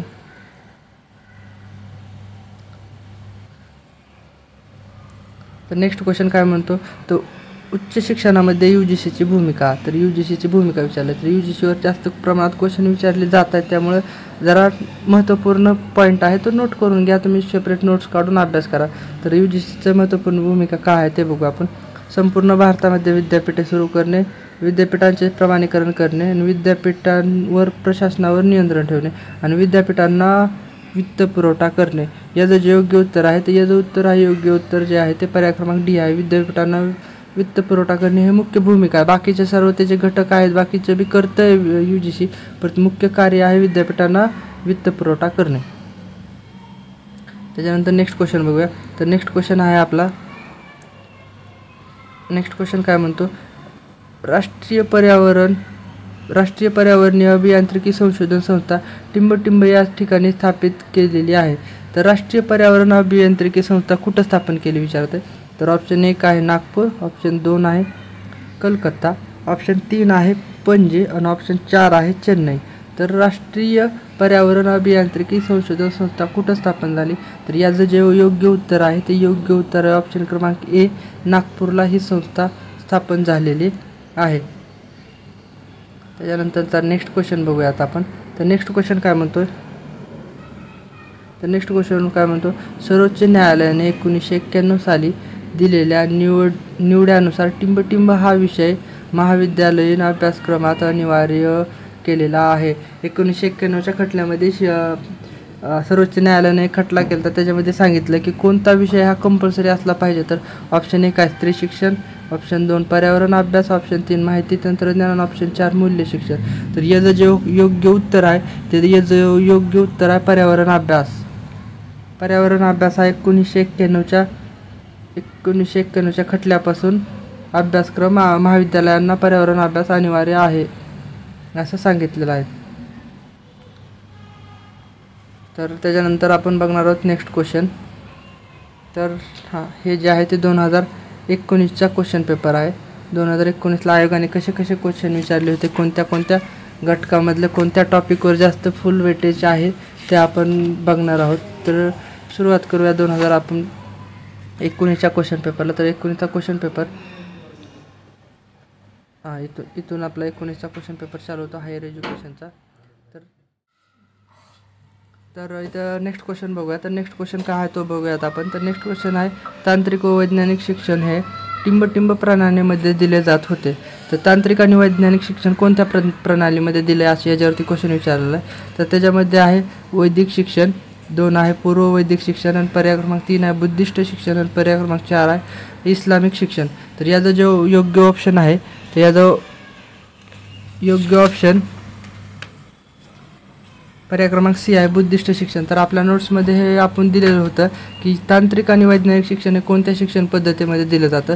तर ते बुद्धिक शिक्षण पद्धती आहे.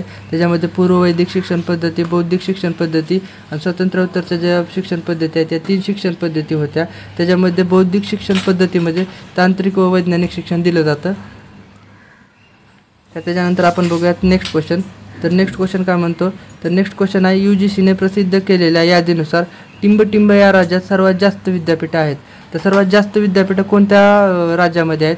तर हा कधीचा 2019चा क्वेश्चन आहे. तर 2019च्या क्वेश्चननुसार हा करंट रिलेटेड विचारलेला आहे. तर त्यावेळेस 2019मध्ये किती, तर पर्याय क्रमांक D राजस्थानमध्ये 2019ला राजस्थानमध्ये सर्वात जास्त विद्यापीठं होते. पण सध्या कुठं, तर सध्या UPमध्ये सर्वात जास्त विद्यापीठं आहेत.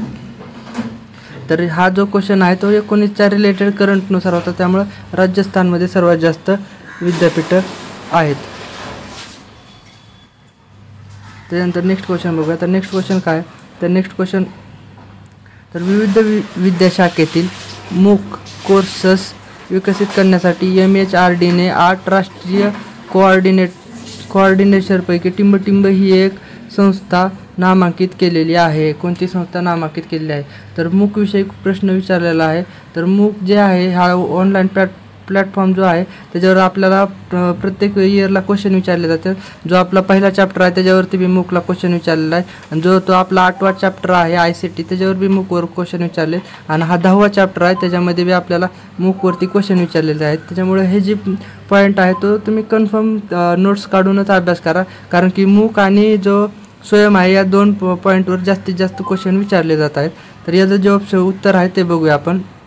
तर याच्यामध्ये ऑप्शन क्रमांक 1 आहे मुंबई विद्यापीठ, ऑप्शन 2 आहे विद्यापीठ अनुदान आयोग आणि ऑप्शन 3 आहे यशवंतराव चव्हाण महाराष्ट्र मुक्त विद्यापीठ आणि ऑप्शन 4 आहे IIT मुंबई. IITचे बी बघितले आपण की 16 IIT आहेत भारतामध्ये, कुठं आहेत ते पण बघितलेले आहेत. याचं जो योग्य ऑप्शन आहे ते योग्य ऑप्शन याचं पर्याय क्रमांक 2 आहे, जो की विद्यापीठ अनुदान आयोग. तर नेक्स्ट क्वेश्चन बघूया. तर नेक्स्ट क्वेश्चन काय, तर बहुतांशी राज्य विद्यापीठे बहुतांशी राज्य विद्यापीठे ही टिंब स्वरूपाची विद्यापीठे आहेत. तर राज्य विद्यापीठे कोणते स्वरूपाचे आहेत असा क्वेश्चन विचारला. तर त्यांनी काय म्हणतात, पर्याय 1 आहे संलग्नित, पर्याय 2 आहे अभिमत, पर्याय 3 आहे स्वयंअर्थसहाय्यित आणि पर्याय 4 आहे खाजगी. तर याच्यामधलं जे योग्य ऑप्शन आहे ते योग्य ऑप्शन आपल्या पर्याय क्रमांक 1 आहे संलग्नित विद्यापीठे ही राज्य विद्यापीठे म्हणून ओळखली जातात. त्याच्यानंतर आपला लास्ट क्वेश्चन आहे. त्याला लास्ट क्वेश्चन काय आहे, तर प्राचार्यांसाठी प्रशासकीय कोर्स कोणते स्थापना आयोजित केले आहे. म्हणजे प्राचार्यांसाठी जे प्रशासन दिलं जातं त्याच्यासाठी कोणती योजना किंवा जो आयोग आहे तो कार्य करतो असं विचारलं आहे. तर त्याचा जो ऑप्शन 1 काय म्हणतो, तर मानव संसाधन मंत्रालय, ऑप्शन 2 आहे विद्यापीठ अनुदान आयोग म्हणजे UGC, ऑप्शन 3 आहे राष्ट्रीय शैक्षणिक नियोजन व प्रशासक विद्यापीठ आणि पर्याय क्रमांक D आहे राष्ट्रीय शिक्षक व शिक्षण परिषद. तर याचं जे ऑप्शन योग्य आहे ते ऑप्शन पर्याय क्रमांक C राष्ट्रीय शैक्षणिक नियोजन व प्रशासक विद्यापीठ हा प्राचार्याच्या प्रशिक्षण कोर्ससाठी उपयोगी आहे. तर इथं जे आहे ते आपले हायर एज्युकेशनचे क्वेश्चन आहेत. हायर एज्युकेशनचे क्वेश्चन संपलेले आहेत. ज्याला आपले लेक्चर सिरीज आता संपलेले आहे. ज्याला कुणाला नोट्स पाहिजे असतील या सर्व लेक्चर सिरीजचा, ज्याला क्वेश्चन पेपर पाहिजे असतील किंवा प्रत्येक लेक्चर सिरीजच्या नोट्स पाहिजे असतील तर आपल्या व्हॉट्सअपमध्ये आपल्या डिस्क्रिप्शनमध्ये व्हॉट्सअप नंबर आहे किंवा इथं वर आपल्याला स्क्रीनवर नंबर दिसते त्या स्क्रीनवरच्या नंबरला आपण मेसेज करा आणि तुम्हाला कोणत्या इयरच्या नोट्स पाहिजे ते पण मेन्शन करा, ते तुम्हाला प्रोव्हाइड केले जातील. तर ज्यांना कुणाला पाठीमागटले म्हणजेच मागील लेक्चर पाहायचे असतील त्यांनी डिस्क्रिप्शनमध्ये लिंक दिलेल्या आहेत. प्रत्येक लेक्चरच्या लिंक डिस्क्रिप्शनमध्ये दिलेले आहेत, ते क्लिक करून तुम्ही बघू शकता. आणि काही विद्यार्थी आहेत जे की दररोज लेक्चर बघतायत पण आणखीन सबस्क्राईब केलेलं नाही त्यांनी चॅनलला, तर त्यांनी चॅनलला सबस्क्राईब करा, लाईक करा, शेअर करा. Thank you for watching my videos.